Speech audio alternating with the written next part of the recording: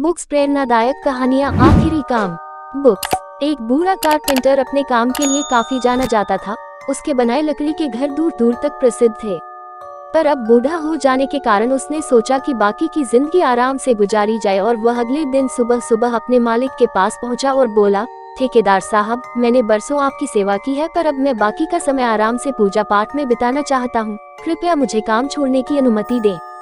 उद्धरण चिन्ह। ठेकेदार कारपेंटर को बहुत मानता था, इसलिए उसे ये सुनकर थोड़ा दुख हुआ, पर वो कारपेंटर को निराश नहीं करना चाहता था। उसने कहा, आप यहाँ के सबसे अनुभवी व्यक्ति हैं, आपकी कमी यहाँ कोई नहीं पूरी कर पाएगा, लेकिन मैं आपसे निवेदन करता हूँ कि जाने से पहले एक आखिरी काम करते जाइए।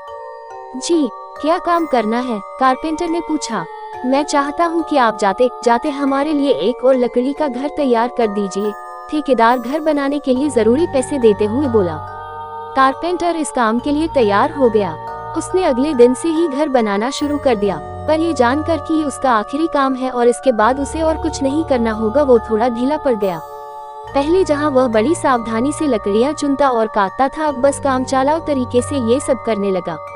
कुछ एक हफ्तों में घर तैयार हो गया और वो ठेकेदार के पास पहुंचा। ठेकेदार साहब, मैंने घर तैयार कर लिया है, अब तो मैं काम छोड़कर जा सकता हूँ। ठेकेदार बोला, हाँ, आप बिल्कुल जा सकते हैं, लेकिन अब आपको अपने पुराने छोटे से घर में जाने की जरूरत नहीं है, क्योंकि इस बार जो घर आपने बनाया है वो आपकी बरसों की मेहनत का इनाम है। जाइए अपने परिवार के साथ उसमें खुशहाली से रहिए। कारपेंटर यह सुनकर स्तब्ध रह गया। वह मन ही मन सोचने लगा, कहाँ मैंने दूसरों के लिए एक से बढ़कर एक घर बनाए और अपने घर को ही इतने घटिया तरीके से बना बैठा। काश मैंने ये घर भी बाकी घरों की तरह ही बनाया होता। फ्रेंड्स, कब आपका कौन सा काम किस तरह आपको अफेक्ट कर सकता है ये बताना मुश्किल है। ये भी समझने की जरूरत है कि हमारा काम हमारी पहचान बना भी सकता है और बिगाड़ भी सकता है। इसलिए हमारी कोशिश होनी चाहिए कि हम हर एक काम अपनी बेस्ट ऑफ एबिलिटीज के साथ करें, फिर चाहे वो हमारा आखिरी काम ही क्यों न हो। पुष्पिन। अधिक कहानियों के लिए बोलती कहानियाँ ऐप डाउनलोड करें https://boltikahaniyan.page.link/install। प्रेरणादायक कहानियाँ परमात्मा और किसान बुक्स। एक बार एक किसान परमात्मा से बड़ा नाराज हो गया। कभी बाढ़ आ जाए, कभी सूखा पड़ जाए, कभी धूप बहुत तेज हो जाए तो कभी ओले पड़ जाए। हर बार कुछ न कुछ कारण से उसकी फसल थोड़ी खराब हो जाए। एक दिन बड़ा तंग आकर उसने परमात्मा से कहा, देखिए प्रभु, आप परमात्मा हैं, लेकिन लगता है आपको खेती बाड़ी की ज्यादा जानकारी नहीं है। एक प्रार्थना है कि एक साल मुझे मौका दीजिए, जैसा मैं चाहूँ वैसा मौसम हो, फिर आप देखना मैं कैसे अन्न के भंडार भर दूंगा।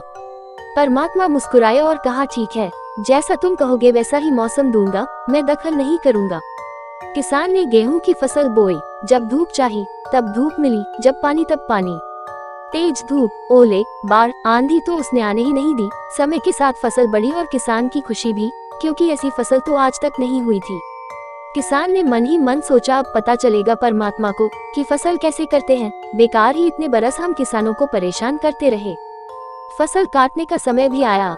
किसान बड़े गर्व से फसल काटने गया, लेकिन जैसे ही फसल काटने लगा, एकदम से छाती पर हाथ रखकर बैठ गया। गेहूं की एक भी बाली के अंदर गेहूं नहीं था, सारी बालियां अंदर से खाली थी। बड़ा दुखी होकर उसने परमात्मा से कहा, प्रभु ये क्या हुआ? तब परमात्मा बोले, ये तो होना ही था, तुमने पौधों को संघर्ष का जरा सा भी मौका नहीं दिया। ना तेज धूप में उनको तपने दिया, ना आंधी ओलों से जूझने दिया, उनको किसी प्रकार की चुनौती का एहसास जरा भी नहीं होने दिया।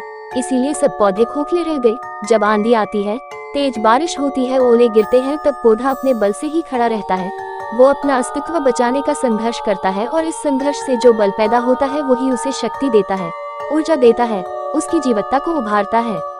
सोने को भी कुंदन बनने के लिए आग में तपने, हथौड़ी से पिटने, गलने जैसी चुनौतियों से गुजरना पड़ता है, तभी उसकी स्वर्णिम आभा उभरती है, उसे अनमोल बनाती है। उसी तरह जिंदगी में भी अगर संघर्ष ना हो, चुनौती ना हो, तो आदमी खोखला ही रह जाता है, उसके अंदर कोई गुण नहीं आ पाता। ये चुनौतियाँ ही हैं जो आदमी रूपी तलवार को धार देती है, उसे सशक्त और प्रखर बनाती है। अगर प्रतिभाशाली बनना है तो चुनौतियाँ तो स्वीकार करनी ही पड़ेंगी, अन्यथा हम खोखले ही रह जाएंगे। अगर जिंदगी में प्रखर बनना है, प्रतिभाशाली बनना है, तो संघर्ष और चुनौतियों का सामना तो करना ही पड़ेगा। पुष्पिन। अधिक कहानियों के लिए बोलती कहानियाँ ऐप डाउनलोड करें https://bolti